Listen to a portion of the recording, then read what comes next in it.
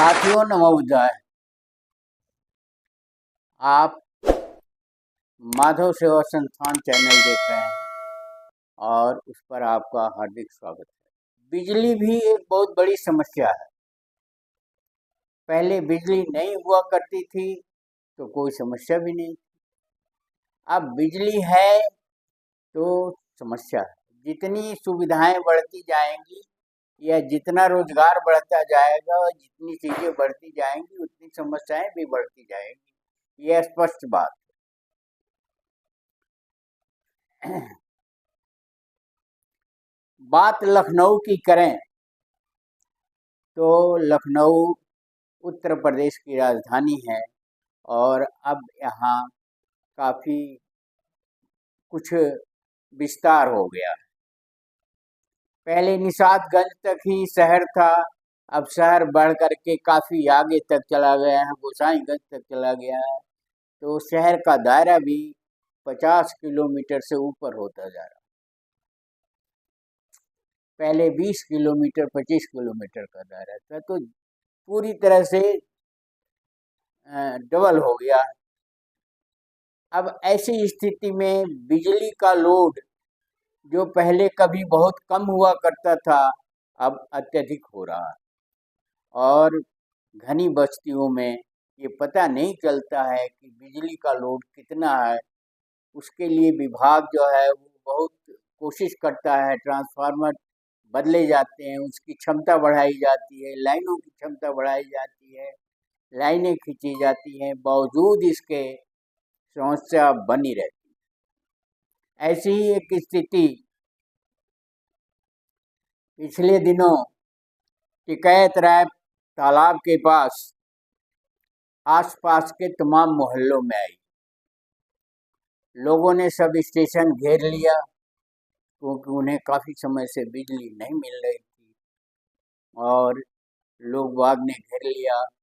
सुरक्षा में वहाँ उपस्थित एसएसओ या ये कह लीजिए अटेंडेंट ने अंदर से गेट बंद कर दिया। फिर भी लोग जो है गेट खोलने का प्रयास कर रहे थे तो उसने ताला लगा दिया। गेट के बाहर ही लोग बैठ गए धरना प्रदर्शन दे करके और उनका ये कहना था कि जब तक बिजली नहीं आएगी हम यहीं बैठे रहेंगे और जब बिजली आएगी तभी हम यहाँ से जाएंगे। तो वहाँ धरना प्रदर्शन चलता रहा।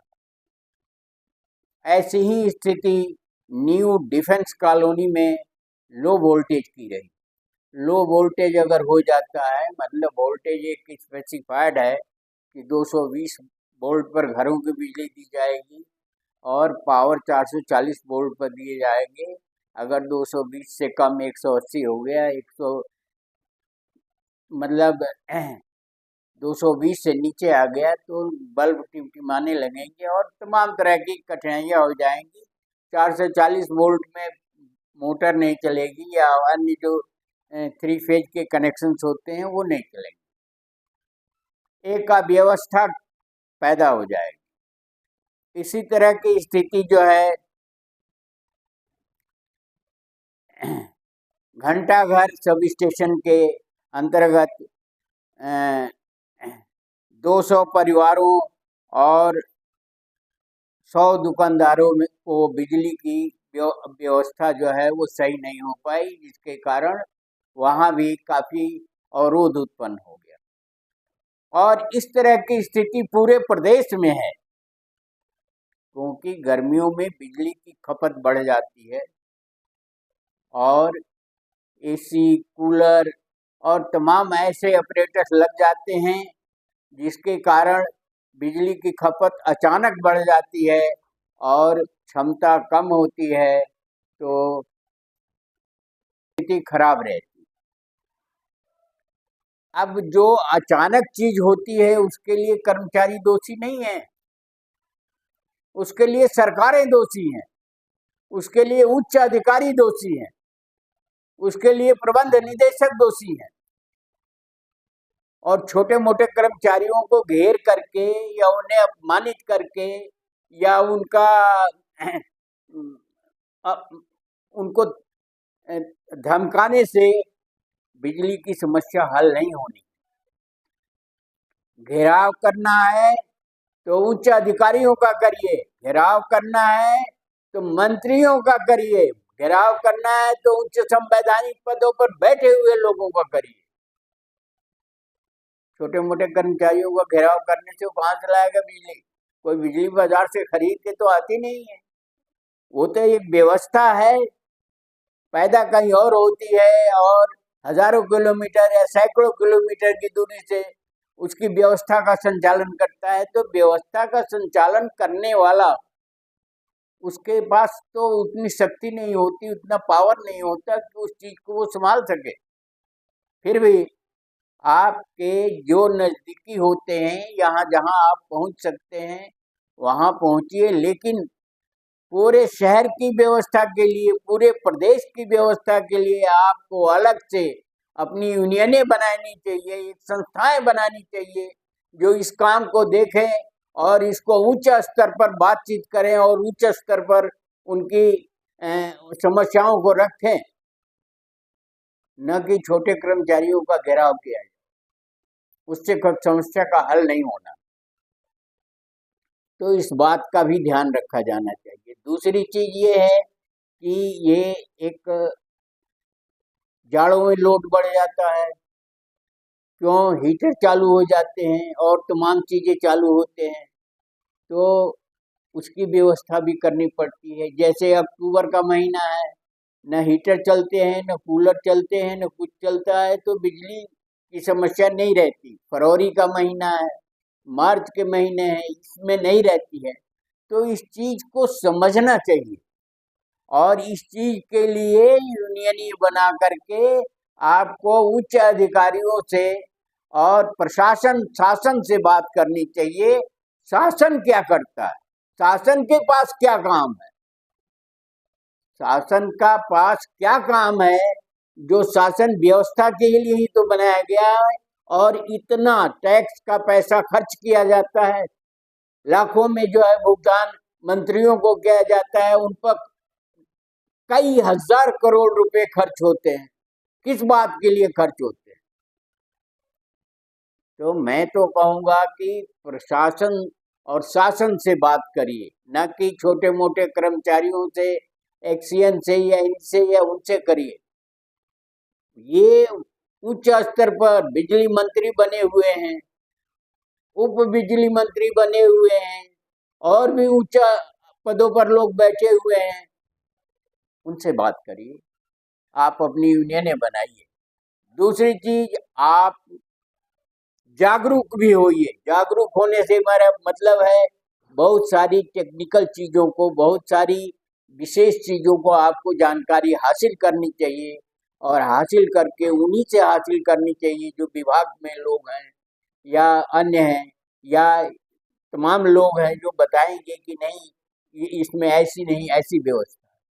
और भ्रष्टाचार तो ऐसा है कि भ्रष्टाचार पर हमारा जन्म सिद्ध अधिकार। भ्रष्टाचार तो हमारा एक लोगो बना देना चाहिए कि हम भ्रष्ट हैं और हम कभी नहीं सुधरेंगे।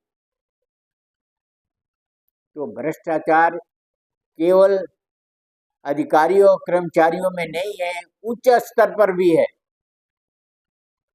दूसरा, भ्रष्टाचार जनता में भी है। भ्रष्टाचार की बात करें तो यहाँ मंदिरों में भी भ्रष्टाचार है, यहाँ धर्म में भी भ्रष्टाचार है, यहाँ सामाजिक जीवन में भी भ्रष्टाचार है, यहाँ शादी विवाहों में भी भ्रष्टाचार है, यहाँ रीति रिवाजों में भी भ्रष्टाचार है। तो भ्रष्टाचार तो व्यापक पैमाने पर है, जिसको खत्म करना बड़ा ही मुश्किल काम। अब दो उदाहरण आपके सामने रखते हैं कि भारतीय या इस देश के लोगों के विचार, कार्यशैली, कार्य पद्धति और उनकी सोच क्या है। मैं कभी एक बड़े होटल में गया था, वहाँ मैनेजमेंट से बात होने लगी, तो मैनेजमेंट ने बताया कि अंग्रेज या बाहर से आने वाले लोग जो है, अगर कमरों में बिजली चली जाती है तो वो उतना हंगामा खड़ा नहीं करते, लेकिन अगर भारतीय अधिकारी कोई छोटा मोटा आदमी तो बड़े होटल में रुकेगा नहीं। भारतीय अधिकारी या भारतीय संवैधानिक पद पर बैठे हुए लोग अगर रुके हुए हैं होटल में और जरा सी बिजली चली जाती है तो वो हंगामा खड़ा कर देते। यह राष्ट्रीय चरित्र की बात मैं कर रहा हूं। ये टेक्निकल चीज है, बिजली है, अन्य चीजें हैं, ये कभी भी खराब हो सकती हैं, कभी भी ब्रेकडाउन में आ सकती हैं, कभी भी इनमें समस्या खड़ी हो सकती है। तो एक तो भारतीय चरित्र जो है बहुत गिरा हुआ चरित्र है। पैसे वसूलने जैसी बात की जाती है, समस्या के बारे में नहीं सोचा जाता। उससे हमसे क्या मतलब है? मैंने पैसा दिया है तो मुझे चाहिए। तो एक तो ये बात हो गई। दूसरी बात ये हो गई कि समस्या के बारे में यहाँ के लोगों को जानकारी ही नहीं है, जानने की कोशिश ही नहीं करते हैं। वो तो राम के बारे में जानते हैं, श्याम के बारे में जानते हैं, मंदिर के बारे में जानते हैं, रीति रिवाजों के बारे में जानते हैं, उस पर वो अडिग है और उस पर झगड़ा करने के लिए तैयार है। उससे जो है टेक्निकल का कुछ लेना देना नहीं है, उससे सुख सुविधा का कुछ लेना देना नहीं है। ये पत्थर की मूर्तियां जो है आपका भला नहीं करेंगी। जबरदस्ती आप भला करने की बात करते हो और एक क्या कहते हैं दुष्प्रचार करके जो है आप एक धंधा करते हैं, उससे समस्या का हल नहीं होना है। आपको जागरूक होना होगा। आपको जो वर्षों से जो ढोते आए हैं उसे समाप्त करना होगा और नए परिवेश में, नए स्थिति में आपको बात को समझनी होगी। तो इस तरह से मेरा कहना है कि टेक्निकल चीज़ों के बारे में समझिए। आजकल ज़माना टेक्निकल का है। या हम जो जिस बिजली की बुराई करते हैं धर्माचार्य लोग, उसी बिजली अगर 1 घंटे चली जाती है तो हंगामा खड़ा करते हैं। कोई ऐसा देवता नहीं है जो बिजली ला दे, और कोई ऐसा भी देवता नहीं है जो उसे ठीक कर दे। तो देश के अंदर बहुत सारी समस्याएं हैं। सबसे बड़ी समस्या है नासमझी और जागरूकता, जागरूक न होना। समय के हिसाब से अपने दिमाग का परिवर्तन न करना और वहीं पुरानी चीज़ों को ढोना और पुरानी चीज़ों को धर्म के नाम पर जो है लेकर के पत्थर की लकीर पीटना, उससे काम नहीं होना है। ये स्पष्ट है, चाहे कुछ भी हो जाए। तो पुराने ये ढोंग पाखंड आडंबर, मूर्ति पूजा, देवी देवता, फला ठेका, इनका बहिष्कार करिए, खत्म करिए इस चीज को। अनेकों रीति रिवाज और चीजें जो हैं उसे भी खत्म करिए। आदमी मर जाता है तो संस्कार के नाम पर लोगों को खिलाया जाता है और दान और दक्षिणा दिया जाता है। इन्हें स्वर्ग में जो है स्थान निश्चित किया जाएगा, ऐसा कुछ नहीं। जागरूकता लाइए। बात बिजली की समस्या से उठी है, लेकिन बात सही है कि आप सही चीज के लिए विरोध करिए। विरोध करने का तरीका भी आपका सही होना चाहिए, चीजों की जानकारी भी आपको होनी चाहिए। और कोई ऐसा देवी देवता आपके पास नहीं है जिस भक्ति भाव से आप मंदिर में जाते हैं और पूजा पाठ करके पैसा रुपया चढ़ाते हैं, फल मिठाई चढ़ाते हैं, वैसा जो है बिजली में नहीं हो सकता। ये एक इंजीनियरिंग है और इसमें ऐसा करके आप नहीं कुछ कर सकते हैं। तो बात को समझने की क्षमता क्रिएट करिए, बात को समझने की बात करिए और इस देश के हित में काम करिए। ये ढोंग पाखंड आडंबर तो आपको जाने आज से 100 साल पहले ही खत्म कर देना चाहिए, जो आज भी आप उसको ढो रहे हैं। बच्चों की पढ़ाई लिखाई उससे नहीं होगी, मंदिर से। बच्चों की पढ़ाई लिखाई चाहिए, बच्चे जागरूक होने चाहिए, बच्चों को रोजगार चाहिए, उनका स्वास्थ्य चाहिए, तभी जो है ये देश बचेगा और ये देश रहेगा, अन्यथा गुलाम हो जाएगा। फिर आप कुछ नहीं कर सकते, क्योंकि आप हजारों साल गुलाम रह चुके। 755 साल का तो इतिहास में ही रिकॉर्ड है, इसके अलावा भी आप गुलाम रह चुके और अभी भी आप गुलामी को ढो रहे हैं, चाहे वो धर्म की गुलामी हो, चाहे वो राजनीति की गुलामी हो, चाहे आर्थिक गुलामी हो, चाहे सामाजिक गुलामी। तो इस तरह एक जागरूकता पैदा करना चाहिए। हमें ये नहीं कहते हैं, बिजली विभाग के जो कर्मचारी अधिकारी हैं, जीएसटी के जो कर्मचारी अधिकारी हैं, डीएम और एसपी जो हैं, प्रशासन के जो अधिकारी और कर्मचारी हैं, सब समाज से ही तो आए हैं।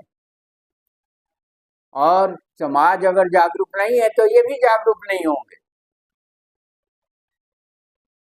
और जब ये जागरूक नहीं होंगे तो आप सोचेंगे कि गर्मी में हम परेशान हो रहे हैं, और कभी आप गर्मी में परेशान होते थे। आज आपको लग रहा है कि बिजली नहीं है तो हमारे सामने समस्या है। तो एक जागरूकता लाने की आवश्यकता है हर क्षेत्र में, धर्म में भी, आर्थिक स्थिति में भी, सामाजिक स्थिति में भी, और अन्य क्षेत्रों में भी एक जागरूकता लाने की जरूरत है। और समय के हिसाब से काम करने की आवश्यकता है, सोचने समझने की आवश्यकता है, और एक अच्छा देश बनाने की आवश्यकता है, एक अच्छा नागरिक बनने की आवश्यकता है। वीडियो को ध्यान से पढ़िए, समस्याएं बहुत ज़्यादा हैं, समस्याएं इतनी ज़्यादा है कि एक कॉकरोच पार्टी जो है आ गई। समस्याएं न्याय में भी है, समस्याएं जो है संवैधानिक पदों पर और विभागों में है, हर तरफ जो है समस्या ही समस्या है। कैसे आप पार पाएंगे? हंगामा करके कि सही और गलत का निर्णय करके पाएंगे?